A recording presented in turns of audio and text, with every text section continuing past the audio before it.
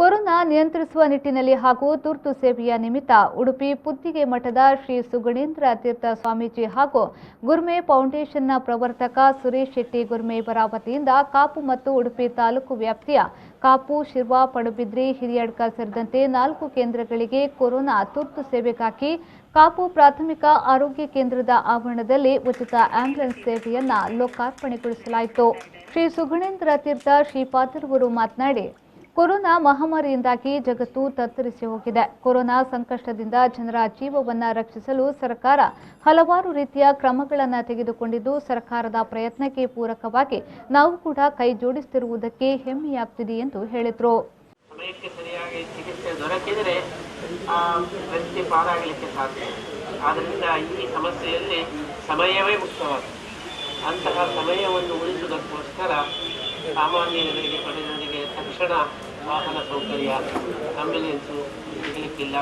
ಅದಕ್ಕೋಸ್ಕರ ಈ ಒಂದು ಸೇವೆಯನ್ನು ಮಾಡಲು ಇದು ಬಹಳ ಒಂದು ಪರಿಣಾಮಕಾರಿ ಎಂಬ ದೃಷ್ಟಿಯಲ್ಲಿ ನಮ್ಮ ಮಠದಿಂದ 2 ಆಂಬ್ಯುಲೆನ್ಸ್ ಸೇರಿಸಿ ಗುರ್ಮೆ ಫೌಂಡೇಶನ್ನಿಂದ 2 ಆಂಬ್ಯುಲೆನ್ಸನ್ನು ನಾವು ಯೋಜನೆ ಮಾಡಿದ್ದೇವೆ.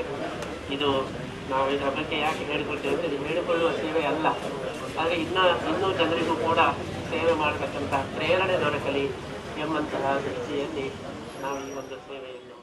ಗುರ್ಮೆ ಫೌಂಡೇಶನ್ನ ಪ್ರವರ್ತಕ ಗುರ್ಮೆ ಸುರೇಶ್ ಶೆಟ್ಟಿ ಅವರು ಪ್ರಸ್ತಾವನೆಗೆ ಇದು ಮಾತನಾಡಿದರು. 2 ಸಾವು ಸಮಯಕ್ಕೆ ಸರಿಯಾಗಿ ಅವರಿಗೆ ಆಂಬ್ಯುಲೆನ್ಸ್ ಸಿಗಲಿಲ್ಲ. ಅವರಿಗೆ ಉಸಿರಿಗೆ ಪರಾಬುಜಿ ಅಂತ ಹೇಳ್ತಾನೆ ಆಸ್ಪತ್ರೆ ಮುಟ್ಟಿದ್ರೆ ಮುಂದೆ ಪ್ರಾಣ ಬಿಡುವಂತ ಕೆಲಸ ಆಗಿದೆ. ಹಾಗಾಗಿ ನಾವೆಲ್ಲ ಯೋಚನೆ ಮಾಡಿ ಸ್ವಾಮೀಜಿಯವರ ಮುಂದೆ ಈ ಪ್ರಸ್ತಾಪವನ್ನು ಇಟ್ಟಾಗ ಸ್ವಾಮೀಜಿಯವರು ಹೇಳಿದ್ದು, ಧರ್ಮಾರ್ಥವಾಗಿ